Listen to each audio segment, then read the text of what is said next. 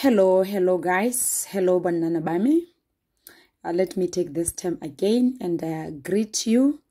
and then welcome you mo listening lesson 2. Rentse re tsweletse ka diane. Mono mogolo ke gone gore re ba rotloetse go dirisa diane mo di compositioneng tsa bone. The figurative languages mo di compositioneng tsa bone jaaka ntse re tsweletse mo loetong la rona re simolla ka diane pele akere ke rile bana ba rona ba latlhegelwa ke letshwao la the use of figurative languages la ba latlhegela thata ka gore tota ga ba itse tsone diane ebile ga ba itse go di dirisa mo di composition kana mo polelong akere jano ke tsa loeto le lona le re ba a practice re ba rutuntsha re ba ruta go ka di dirisa mme re dirisa di polelwana re practice ka go kwala di polelwana e leng gore e tsamaelana le sane se leng gore ngwana gongwe o batla go se dirisa kana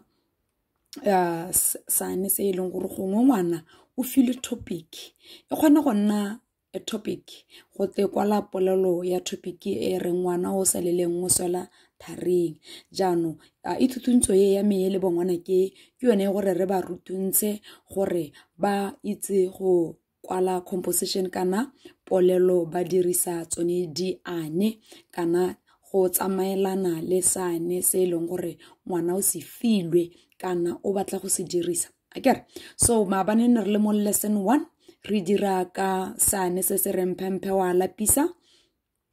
motho o kgona ke sa gagwe tsetse eno re ntse ra tswela bonna baka ke dumela gore dibuka tsa lona di ready ebile o kwadile date tsetse eno re tsena mo saneng se sengwe sa re ngwana yo sa leleng o swela tharing ngwana yo sa leleng o swela tharing go tewa jang ga go te ngwana o sa leleng o swela tharing go ta gote fa o na le mathata o bo se bue ga ona go bona thuso a ke re di bopa itsaka ga ona le mathata o bo sa bue ga ona go bona thuso go tswana hele gone mo tlelaseng a ke re nka nna se ka inyana hela se leng gore sa diragala mo tlelaseng ga o ka re teacher a ruta wena o bo sa tlhaloganye o bo sa tsholetse letsogo wa botse teacher gore teacher o no re palo ye re dira ja o bo o itidimalela go bofelong wa go palelwa akere go bofelong wa go feila o feidisiwa ke gone gore wena irile ona le bothata o bo sa bue akere bona baka so sone sa ene se sa rialo sa re fa ona le bothata o bo sa bue ga ona go bona thuso go ra gore nako tse tsotlhe ha le gore ona le bothata o tshwanetse gore o bue akere jalo ra go dira hela ka maabane ra go itirela dipolelwana tse di tsamaelanang le sane sonese a very short story akere di bonnana baka re dira tsone dipolelwana re se ka kwala mo go ntsintsi a ra kanyeng ka polelwana e leng gore o ka dirisa sane se mo go yone polelwana ya teng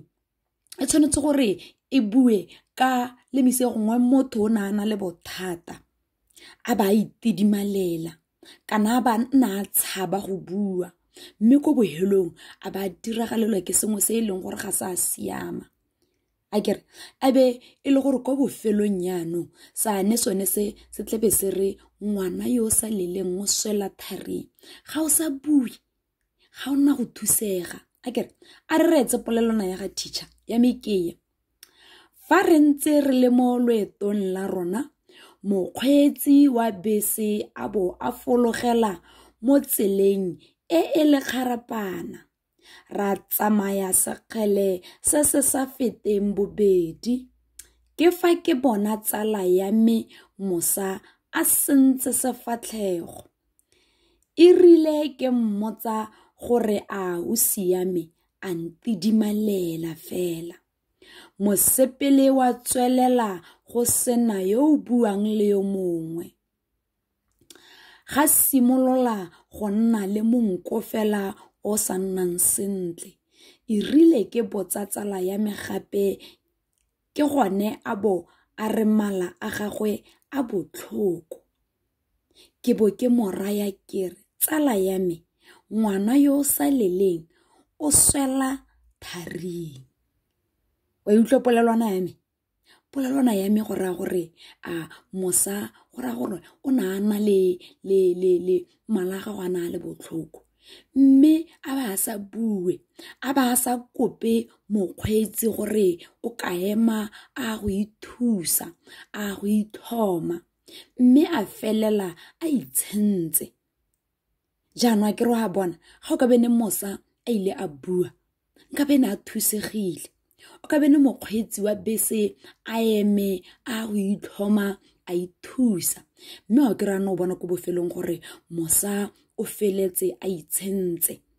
O feletse jaanong a itshegisa ka bana ba bangwe ka gore ene nna a sa batle go bua a na le bothata. Jaanong ke batla wena ke le boleletse maabane ke re se ka akanya thata ke re a re akanyeng ditiragalo hela tse e leng gore di ka re diragalela re le bana ba sekolo. A ke re tiragalo e le gongwe e ka diragala ko lapeng, motho a sa kgone go kopa thuso a itidimaletse. Ga o sena na o kwala polelwana e ko bofelong ke batla o kwala sane sonese kana o bolelela motho o mo polelong ya gago gore mme kana tsala ya me ngwana yo sa leleng o swela tharing. Ga re na le bothata re tshwanetse gore re bue. A ke re bonnana baka jaanong jaaka re wetsa lesson ya rona ke a go ema gone ha wena bo tsa pena o tsa buka o bo kopolla sane se ngwana o sa leleng o swela tharing a bo kwala le tlhaloso ya sone. Fa o na le mathata o bo o sa bue ga ona go thusega, o bo o tlola tselana o bo nkwalela polelwana ya gago e tsamaelanang le sane sonese. Ithutuntso ya rona ye re etsa go ithelela lesson 5. Lesson 6 ke tla be ke le fa a topic jaanong o bo kwala polelo e re mo polelong ya gago ntse o tsweletse o tla bo jaanong o simolola o dirisa one manathetsa puo kana o dirisa tsone diane ra ithutuntsha. Ke re bongwanaka ga o sena nna o fetsa go dira o kopa mama gore o screenshot it a ba e sendela ko WhatsApp ya rona ya mother of peace 72263688 o e leng gore ke gone ko ke monitorang progress a lona teng. Ke tla be ke ha le gore go na le di-corrections ke be ke go bontsha ga le gore o kwadile sentle ke be ke go tshwaela ke be ke go beela star. A ke re bonana baka thank you very much. Ke dumela gore le tlo sala le dira thuto ya rona. Thank you very much and God bless you.